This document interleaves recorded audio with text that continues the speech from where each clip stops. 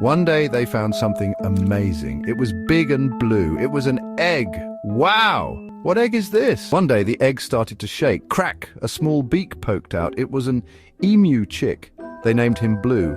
They fed him mashed fruit. They gave him water in a tiny bowl. They even washed him with a soft sponge. Blue loved to cuddle. Blue grew bigger and bigger. He ran around the garden. He played hide and seek. He followed Lily and Tom everywhere. The Jones family loved Blue. Blue was part of their family. They learned that magic comes in all shapes and sizes. They were grateful for their special emu.